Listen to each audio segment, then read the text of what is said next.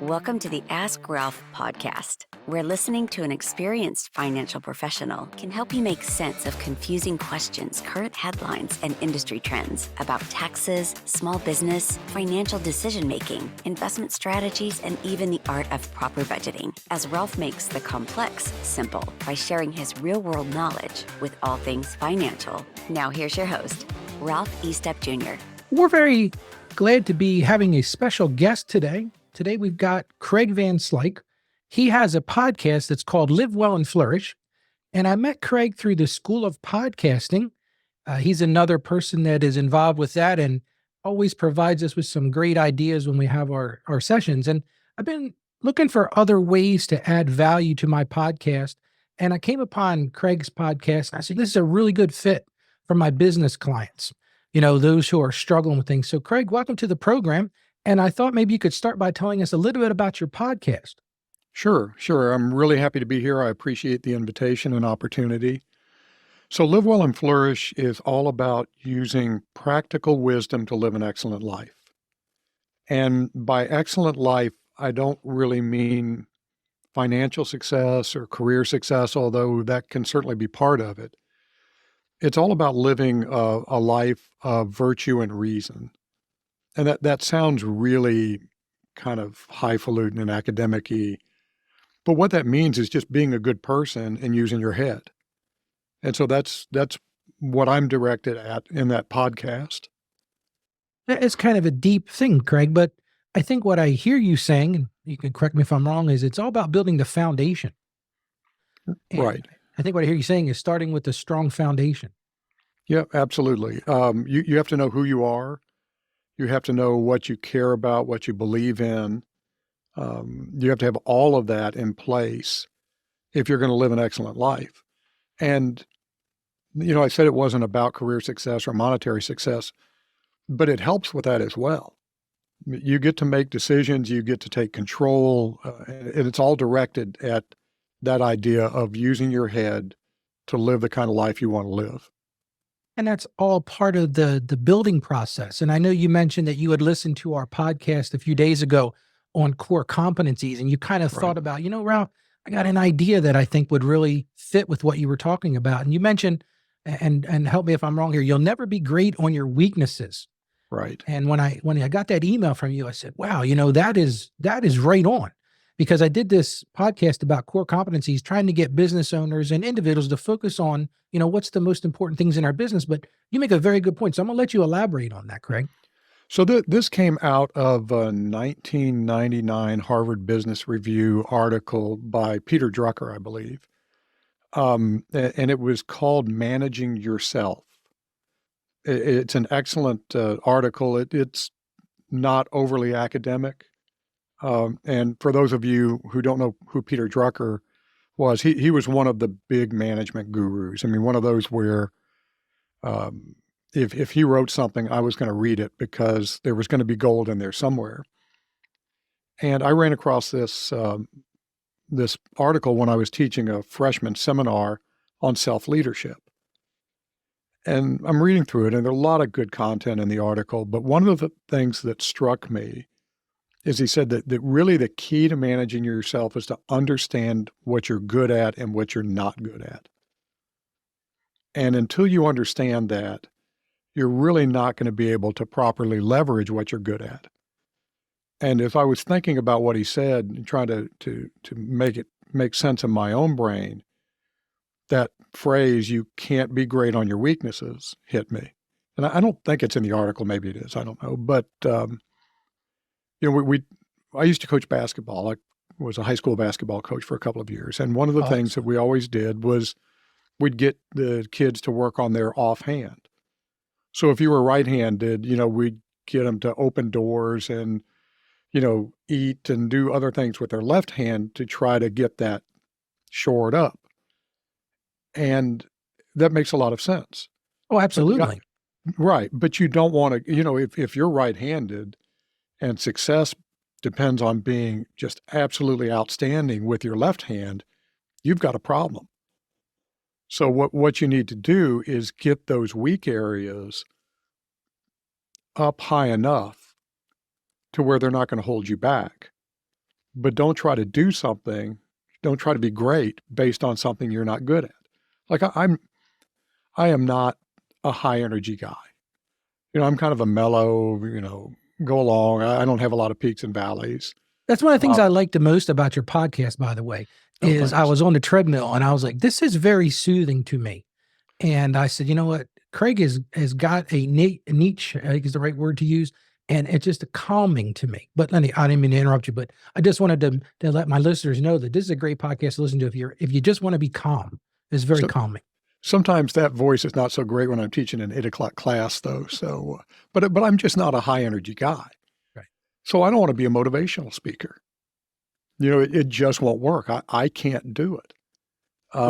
Now there are a lot of other things I can do. So what I need to do is make sure that I can be high energy enough to where it doesn't hold me back. But that's it. Don't go after something that requires being high energy. And we could tick off, any of 1,000 other things I'm never going to be great at. But that doesn't, that's not going to get me where I want to be.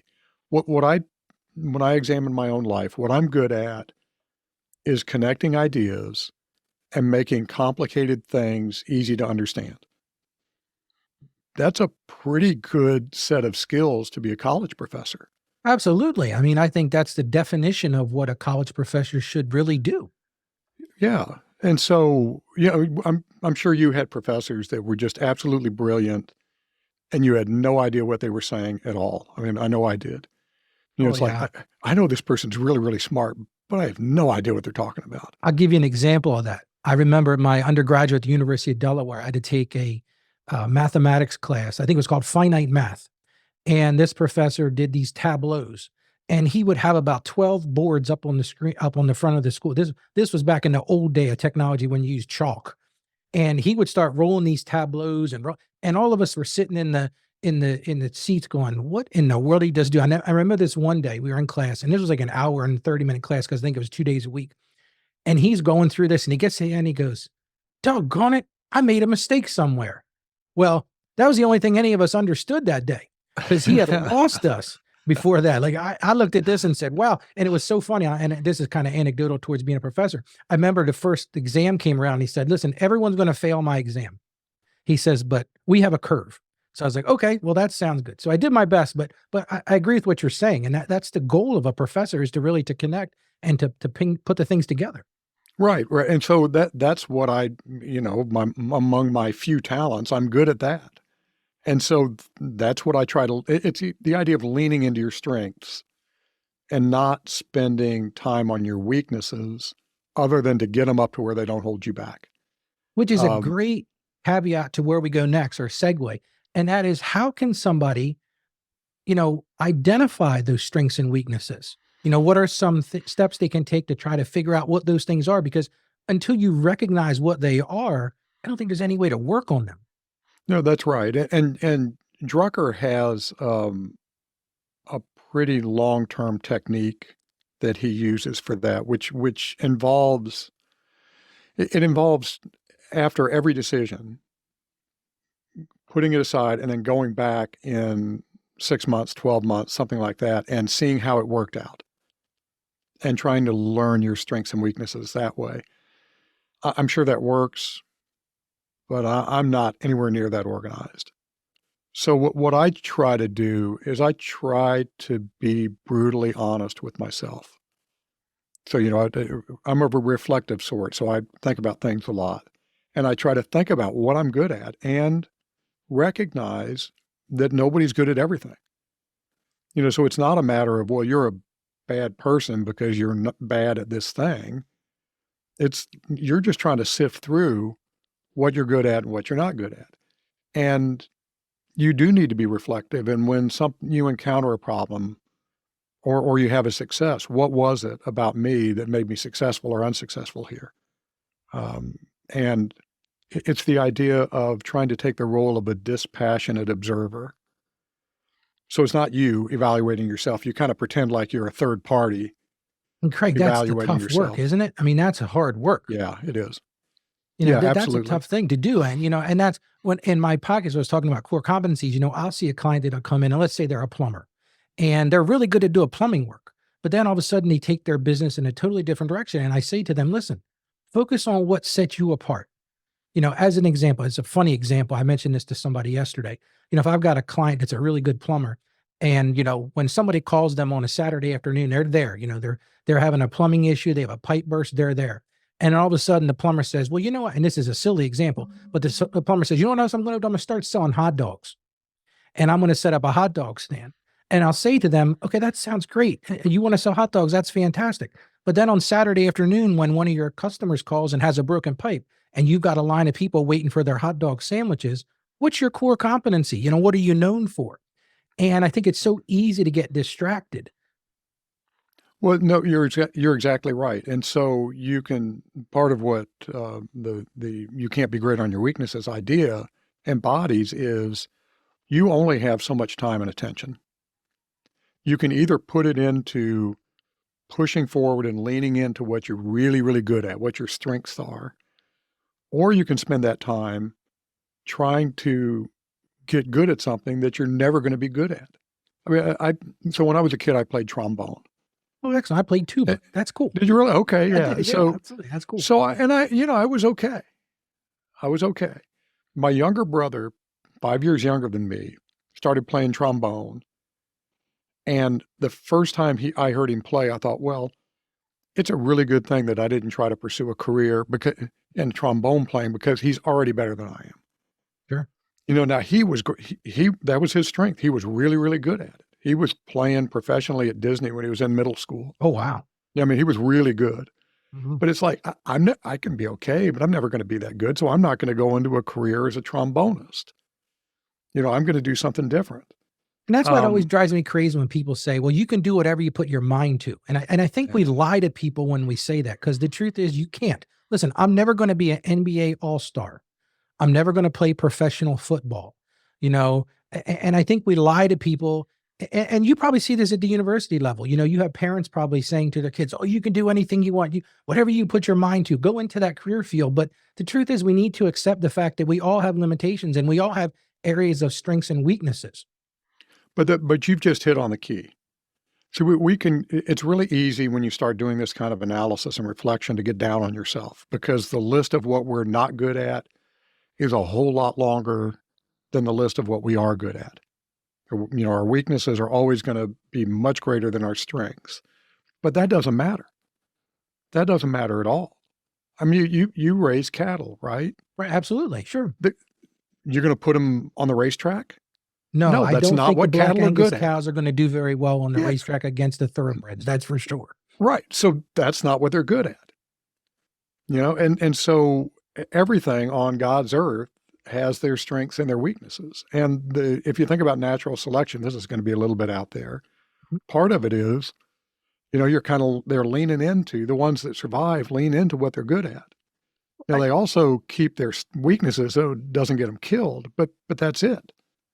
Yeah, and I think there's sage advice in that, and I'll apply it to the business world. Now, if you're really good at what you do, then do that. I say this to clients all the time when they come and they talk about, oh, Ralph, I know you offer accounting services, but I handle that on myself. I do it myself. Oh, I do payroll myself. And I said, wait a second. I said, why don't you do what you do best and I'll do what I do best? And there's synergy in that. And there's value in that. But I think so many people get hung up on, well, let me try to do this. Well, let me try to do this. And they drive. And like you said, we're our own worst critics. And we can make a list. I think is a SWOT analysis, strengths, weaknesses, opportunities. You can go in and say, I can list 1 million weaknesses, but how many people can list a strength? And I think that's where you're going with this, is like focus on your strengths and then work on your weaknesses. Am I saying that correctly? Yeah, absolutely. I think we get programmed to also be overly modest. This was one of my finest moments in a job interview. They asked what my biggest weakness was, and I said false modesty. So that's a good one. That's perfect. Yeah, I didn't get the job, but I got a good laugh out of it. Oh, absolutely. But I think we need to acknowledge and celebrate the strengths that we do have. God gave us certain strengths, and we need to use those to the best of our ability. But even though he also gave us weaknesses and the wisdom to figure out the difference between the two and to apply the ones that we're going to be strong at to make the world a better place. I mean, I think that's a big part of what it's all about, is find out what you're good at and find out how you can use that. Absolutely. And in the Christian faith, I think we would call that gifts. And I'm Right. actually going to be doing a podcast here in the next week or two about gifts. And I think all of us need to recognize that we have certain gifts. Craig has gifts that I don't have. Perhaps Ralph has gifts that Craig doesn't have. And that makes us all, if we work together, we can really achieve excellent results. No, that's right. Well, but that's the idea of a team, right? The best teams don't have every member that serves one role or is good at one thing. If you, on a football team, you've got people that are good at blocking. They may not be all that fast. You've got people that are good at catching and are fast. You've got, this player and that player, and they all serve their roles and they all have different strengths and weaknesses. I mean, I'm sure you've seen a quarterback try to block before. Occasionally sure. they That's a can. joke. Or the kicker try to tackle somebody. That's a trick. What was it? Gino, what was his name? The Dolphins way back when. Oh, yeah.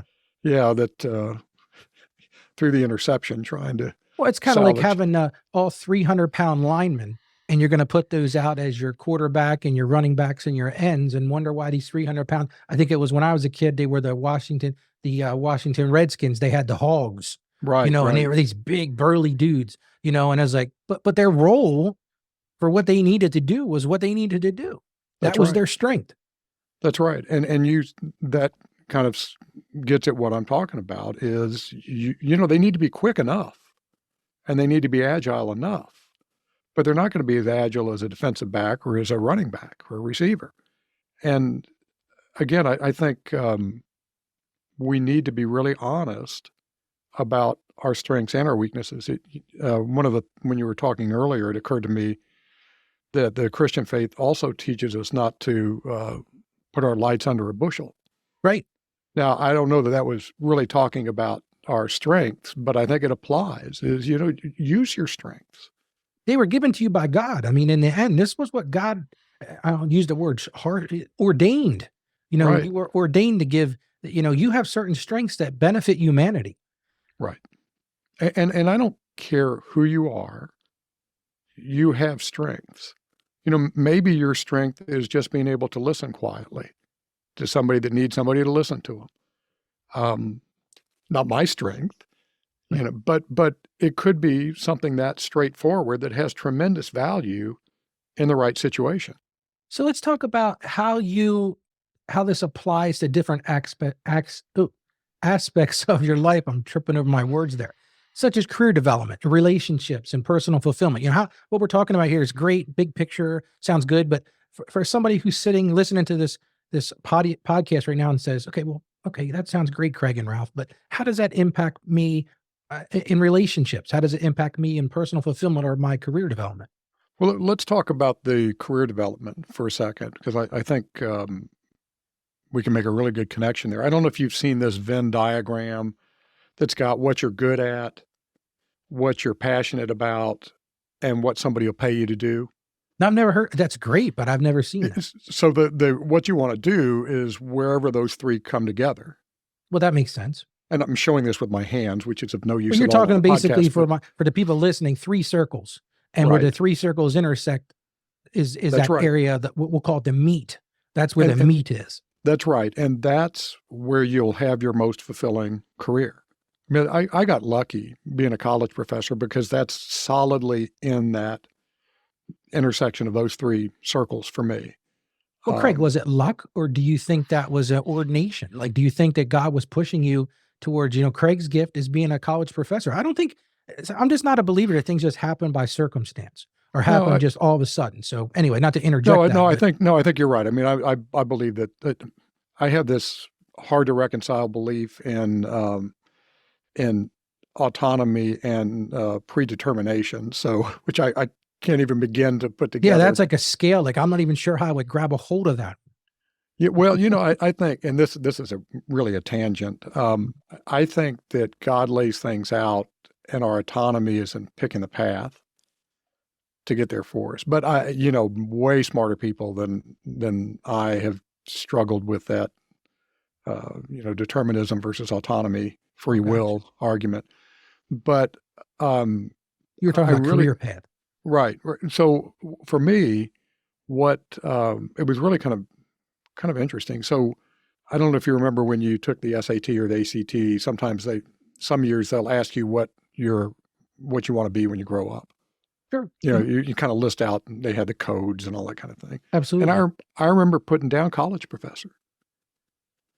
Well, it didn't work out at first. I started on a doctoral program that wasn't for me, wasn't the right time. So I left and went into industry. And then 10 years later, I was actually teaching part-time, and I was training for a marathon. And one of the guys in our training group was called the deacon because he was a deacon.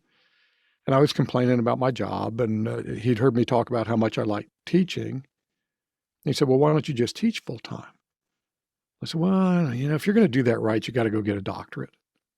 And then he said, well, why don't you get a doctorate? And I spent like the next hour running along, sweating and thinking about that. And Light bulb moment. Light yeah, bulb it moment. really was. It was like, Mhm. I don't have a good answer for that. And so I quit my job. I had a decent job. I quit my job, went back to school and got a doctorate and have never looked back. So, I'm sure God was telling me what I needed to do. I was just too stupid to hear it Well, for a all of decade us- or so. All of us do that, don't we? It's like, my wife mentions this all the time. My wife is a breast cancer survivor. And before she had breast cancer, she really didn't, and I don't want to go too religious, but she wasn't really that connected to God. And she always said, with some people, God, he'll whisper to you. Sometimes he'll shove you a little bit. And she said, then there's some of us that need to get hit over the head with a hammer. And hers was cancer. And when she was diagnosed at 33 with breast cancer, she found God, she found Christ. And it was watching it from the outside was the most amazing thing I've ever seen. But it's kind of like that light bulb moment you had with this person you're talking about in the marathon training.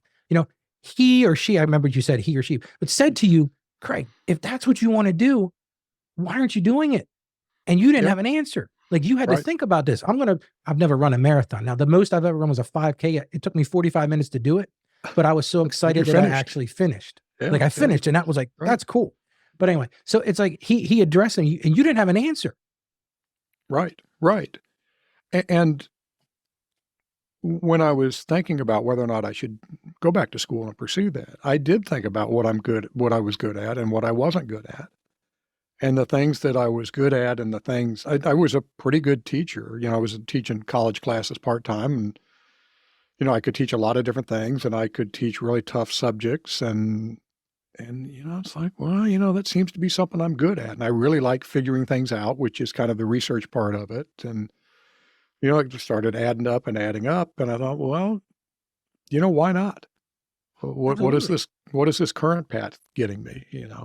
So how do you think that applies to relationships? Let me give you a little bit of background about me. I believe that everything in life is about relationships. I say to customers that if you want to have a successful business, make a connection with your customers. Well, how do you do that? You build a relationship. Most of what everybody does is a commodity. There are other college professors. Right. There are other accountants. There are other tax people. But it's the relationship that makes a difference. So how do you use that whole, what we've been talking about, this whole looking at your strengths and weaknesses in a relationship? That's a good question, and I'm not sure I have a great answer for it. But one of the things that occurs to me is by being honest about what you can and what you cannot do well. If you want to damage a relationship, and this, you're in business, you advise business owners, Sure. don't deliver. Right. Don't deliver. And if delivering something is beyond your capabilities because of what your strengths and weaknesses are, then it doesn't matter how much work you put into it. You're not going to Absolutely deliver. true.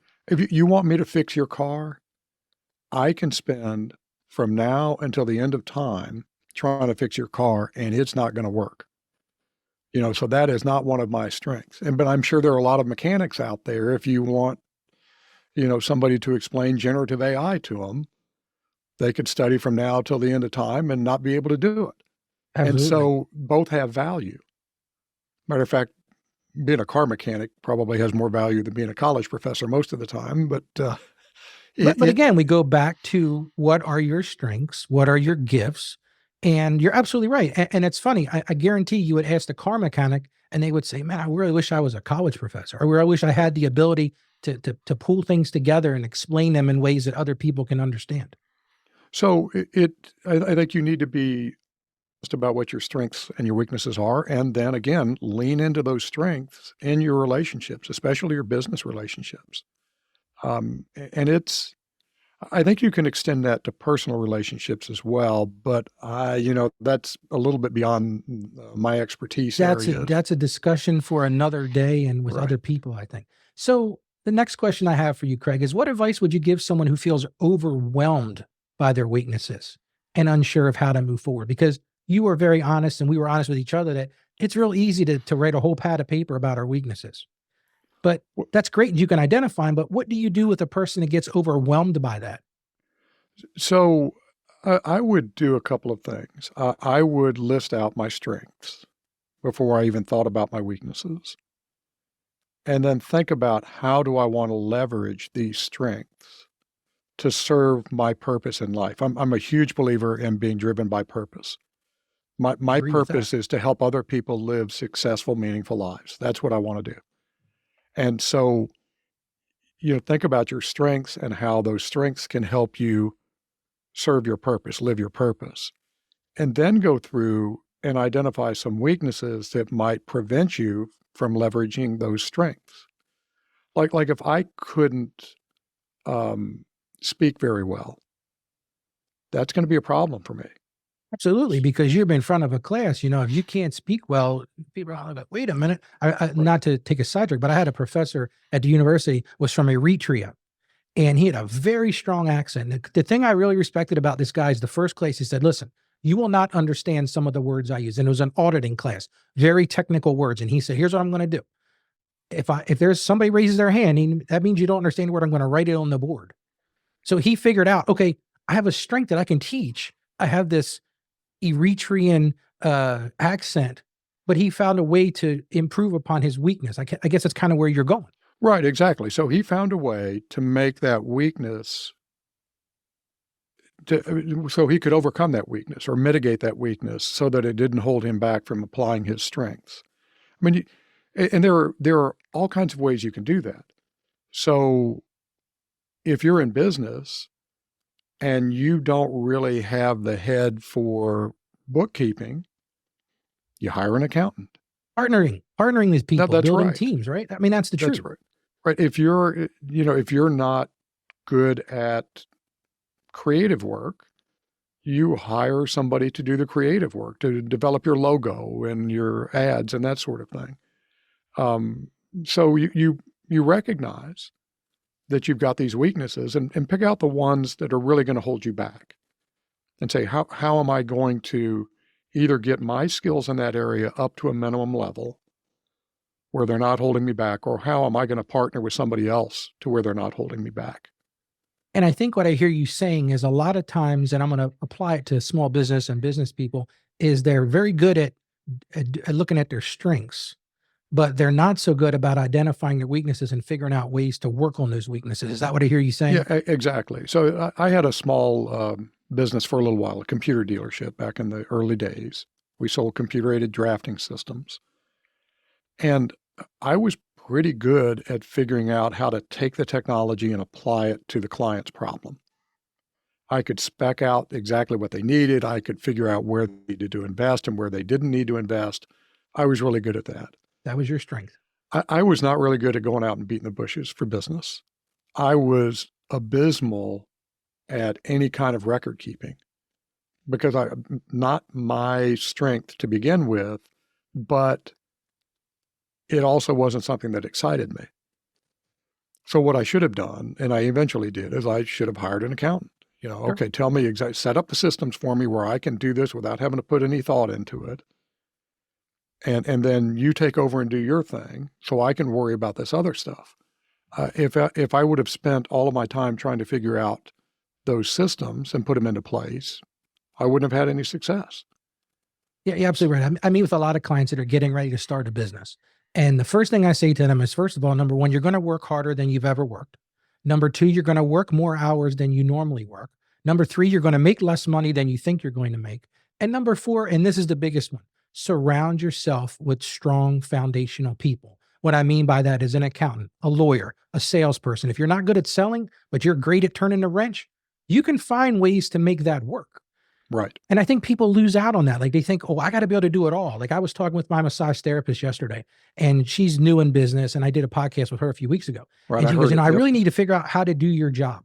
And I was like, her name is Amanda. I said, Amanda, you don't need to figure out how to do my job. It doesn't make any sense for you to figure out how to do my job. She goes, well, yeah, but I listened to your podcast about core competencies, and you said, I need to learn all these core things so I can run my business better. I said, yes, you need to have an understanding of them. But there is absolutely nothing wrong with surrounding yourself with valuable assets of people who can show you how to do things. At a school of podcasting, I'll throw Dave Jackson under the bus for a second. He says this frequently. He says, you can invest time or money. If you've got plenty of time, then do it. But, I've had attorney clients as an example. Like I had one guy, it's been 20 years ago.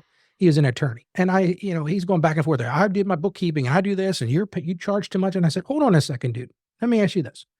What do you charge an hour? Yeah. What's your billable rate? Yeah. He says $250 an hour. I said, okay, sounds good. I said, how many hours last week did you spend doing accounting work? He said 10. I said, so you just lost $2,500. I said, how about I charge you half of that? Would you be happy? He says, Ralph, I never thought about it in those terms. Right. But that's the thing. Like if we don't examine ourselves, and that's, I talk about reflection, and you mentioned it too. Like, and I think that's one of our problems we live in today is people don't take time to reflect. I think we're so busy watching things going on Facebook and Twitter, and everything's happening, and we're putting out fires, especially as small businesses, we're putting out fires, but we don't take enough time to reflect. Do you agree with that? Oh, absolutely. Yeah, absolutely. But I want to touch on something else that's related to what you just said. So never met this attorney, obviously, but I could just imagine that attorney being frustrated by trying to do the accounting work. Oh, and it was a disaster, Craig. I look at his books and I'm like, dude, were you sleeping when you did this? Were your eyes closed? So he wasn't good at it. He probably hated every second of it.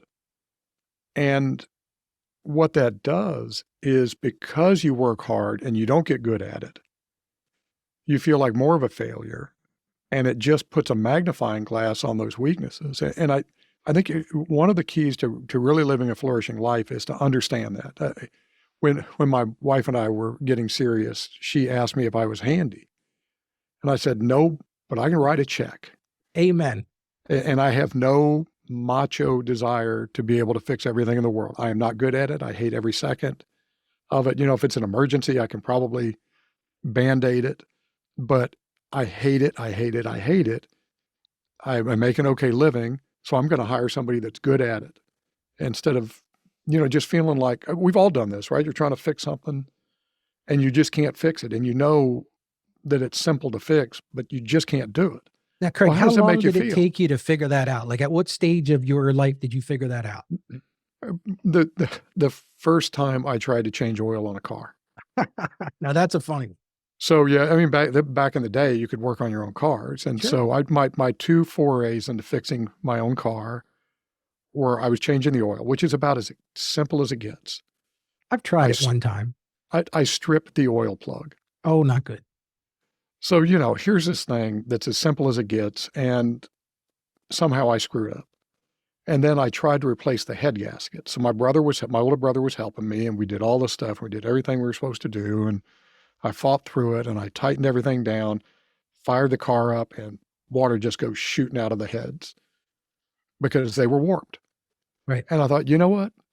I'm going to end up paying exactly what I would have paid if I'd have just gotten the mechanic to do this to begin with. I am done. I'm just not doing this anymore. Yeah, and I it- think there's value in that because like use your lesson with stripping the oil thing, right? What oil change costs $30, $40, whatever that is, right? How much did it cost you to get that fixed? Yeah. Yeah. I mean, it was probably $8 back then, but yeah, Right. no, But yeah, exactly. I mean, and right. the time. And that applies not only to business people, individuals too. Like if you, Right. as an individual, if you're trying to do everything, you're not going to do it well. Right. No, that's right. That's right. And I think there's another little lesson there. It's okay to experiment and then acknowledge if that experiment fails. I was just wrote a script for an episode on failure. And, I tried that, gave it my best shot, turned out poorly. I'm going to acknowledge that's one of my weak areas, and I'm done with it. And so I put my energy into making enough money to where I could pay somebody to fix the car, which Absolutely. is much better time spent than me trying to get to where can fix a car. Even if I got good at it, I hated it. So why do it? So if you're a small business person and you recognize you have weaknesses, then you think it's okay for a small business person to say, listen, here's a potential customer. Look, I'm not good at paperwork. So, I'm great at doing what I do, but I'm not great at paperwork. So I enlist this other person's assistance or push on me a little bit or something like that. I guess it's just a matter of being self-reflective. And then once you're self-reflective, you kind of push that back out to the universe, right? And say Right. like, it's okay to admit to somebody that you're not good at this. Yeah. Well, right. And you're just going to end up shooting yourself in the foot if you don't acknowledge that. We've all had this experience where you hire somebody to do something that's beyond their capability, or they're too busy to get it done. Um, and it always turns out poorly, and it always hurts that business owner's reputation. And so you're much better off to say, I do this. I don't do this other thing. If you want this other thing, I've got somebody I can recommend to you that's really good, but I don't do it because I'm not good at it. And I've seen so many businesses fail because of that. They're starting off, they're doing a particular job and somebody comes in with something that's out of left field and they say, "Oh yeah, I can handle that." They know they couldn't handle that. And they Right. get way in over their head. And they weren't willing to admit that this is beyond my pay grade, because I think there's almost a bravado that goes into this. Small business owner, I'm going to tackle the world. I'm going to climb every mountain. But that's really not effective in the long run, is it, Craig? No, it isn't. And if you think about people that are really good at something, they're really good at something. They're really good at a narrow band, and they're not known for everything. They're known for that one thing. And it can be more than one. I'm exaggerating a little bit. I'm not saying it's just one thing, but the experts are experts in one thing. This is a big problem with society in general, is we take somebody that's an expert in one thing and treat them like they're an expert in everything. And we can probably all we almost assign them a godly feature, like, hey, they can do everything.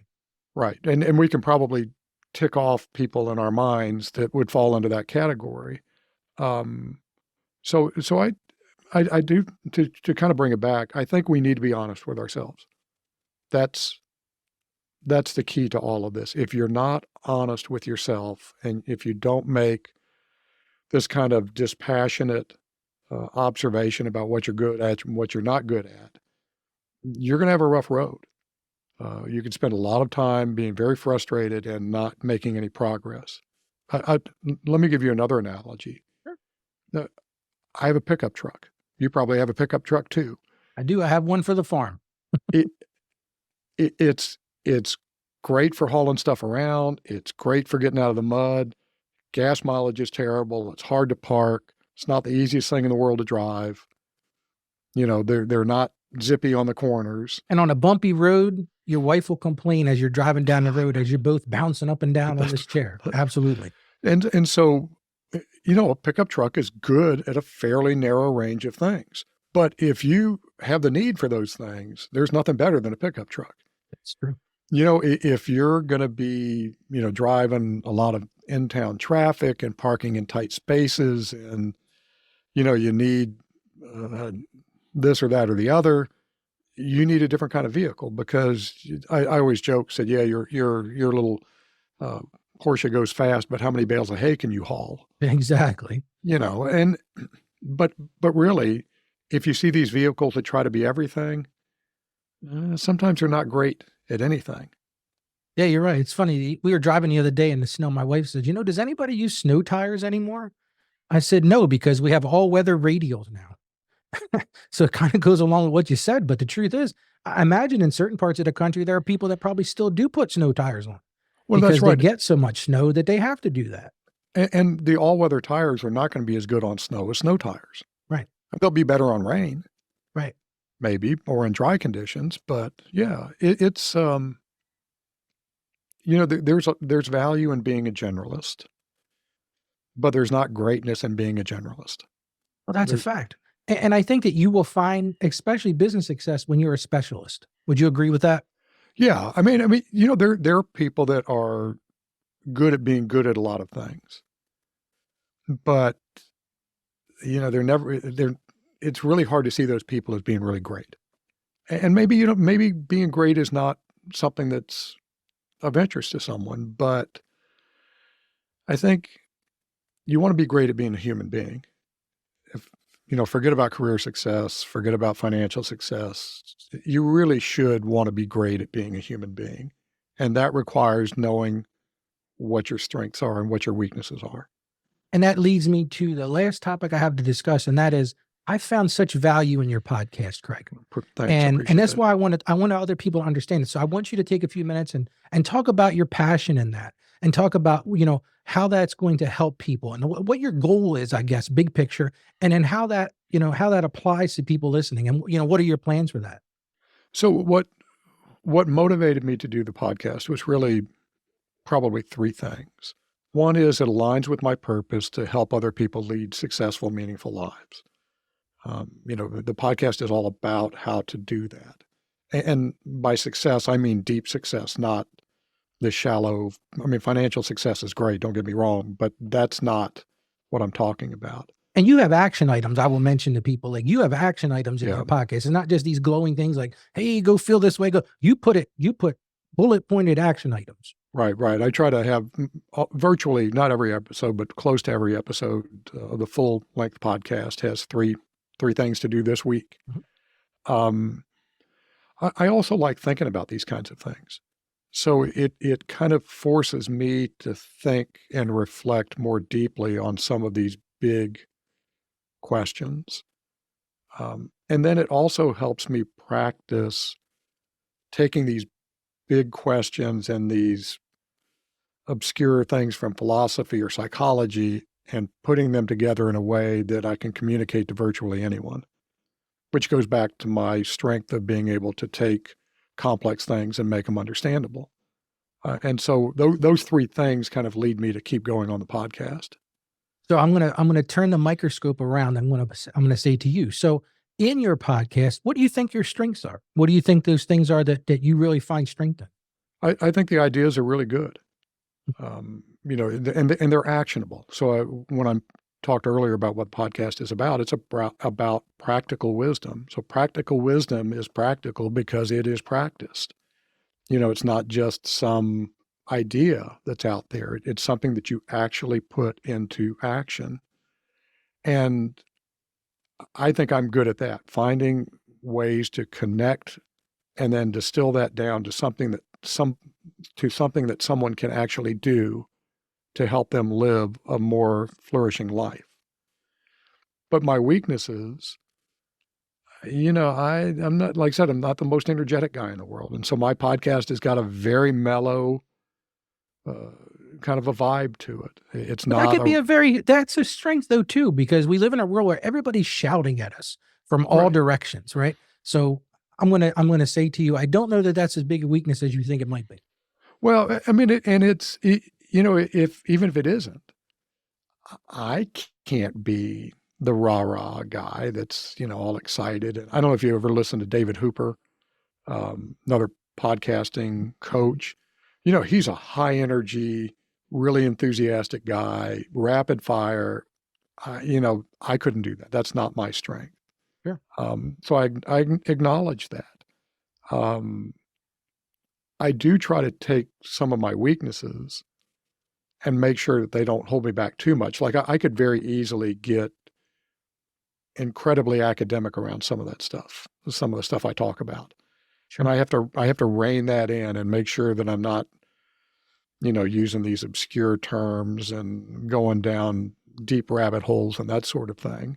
Do you find yourself sort of doing a continual revision of what you've put into your, I'll call it a script is what I use, but a script of, I better back it up a little bit because I'm getting a little too deep there. Sometimes I have to say, okay, I'm going to put that aside for now. But I'm coming up on 100 episodes, and so I've kind of gotten to where I'm a little bit better at writing it the way that I want to say it to communicate certain things. But I'll give you some other examples of weaknesses. Sure. I'm not good at the marketing part of it. That's hard. That is hard. That's hard work. And I had to really kind of come to some terms around that, because we all want lots and lots and lots of downloads, and I do not get lots and lots and lots of downloads. So I had a choice. I can either put effort into the marketing and, try to learn that and try to, do ads that are really exciting and that sort of thing, which is not going to turn out well for me. Or I can just accept the fact that I'm never going to, have huge download numbers. Right. And that's okay. That's okay. I'm making a choice to put my efforts into something where I can be good at it, and let something that I'm not good at go, and accept those. This is a big part of it, and accept those consequences. Right. And there might be a mission field in that. I think about the Bible verse about the one lost sheep. I mean, truth be told, if you have one person listen to your podcast and it impacts their life, I'm betting you're feeling very good about that. Right. And so let's just say that I get 50 downloads an episode, which actually puts you, if you have 50 downloads, you're kind of, according to Buzzsprout, I think you're kind of in the top half to top quarter. Absolutely, yeah. But that's not big. I mean, it's really not a lot. Right. But imagine if once a week, 50 people came in and sat down and listened to me go on about something. And they're not forced to do it like my students are. Your students are sort of trapped in that. Yeah, that's right. They're paying tuition, so they want to get their money's worth. That's right. People are doing that voluntarily. And out of the universe of podcasts and YouTube channels and books and blogs and all the other things they could be spending their time on, they're going to listen to me. And let's say that 10% of those people get something out of that episode. That means every week or every other week, depending upon my frequency, I make a difference in 5 people's lives. And I think that's what you're saying with the one little sheep. Yeah. That's pretty huge. That's massive. Yeah. And I think we all need to focus on that. I try to start my days off by being thankful. And, and I think it goes along the lines of what you're saying. So you're thankful if one person or 5 people or 10 people actually take the time to reflect and listen to your podcast. And I think I don't think that's measurable. That's something you market to. That is the truth about why you're doing it. And that's why it works. Right. And it ties into one of the maxims that's really made a tremendous difference in my life, a tremendous difference. And it came out of a horrible movie. It was one throwaway line in some B movie that I cannot tell you anything about the movie except this line.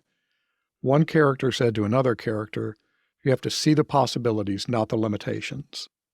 And I thought, holy moly, that is the secret to life, is see the possibilities, not the limitations. So I'm going to focus on the 50 people or the 5 people, not the, 8 billion minus 50 that aren't listening. And so that gets back to the strengths and the weaknesses. Don't focus on those limitations of your weaknesses. Focus on the possibilities with your strengths. And I think if you can do that, you can live a really, really good life. Well, I think you nailed it. And I'm going to let us bring it to closure with that statement. So I just want to give you a minute to talk about how people can reach your podcast and, what the best way for them to tune in and listen to it. So the best thing to do is to go to livewellandflourish.com. All the episodes are there, the whole catalog, full transcripts. If you don't want to listen, you can read. It's all there, livewellandflourish.com. Excellent. Well, Craig, I appreciate your time today. I think we've tackled the universe and we've made some beneficial discussions here. I think that people can learn from. If not, just this simple thing about look for possibilities, and don't look at your limitations. So I want to thank you again for joining us. And I encourage everyone to go listen to Craig's podcast. And again, thanks for being on the show. All right. Thanks for having me. It was enlightening and enjoyable. Very good. Thank you for joining us on the Ask Ralph podcast. And with a simple click to subscribe, we'll invite you back to our next episode. And remember, financial issues don't have to be complicated. Just ask Ralph. The information contained in this episode of Ask Ralph is based on data available as of the date of its release. Saggio Accounting Plus and Ask Ralph Media, Inc. is under no obligation to update this content if changes occur. Applying this information to your specific situation requires careful consideration of all facts and circumstances, and any information provided is not to be considered as financial, tax, or legal advice. Please consult your tax advisor or attorney before acting on any material covered.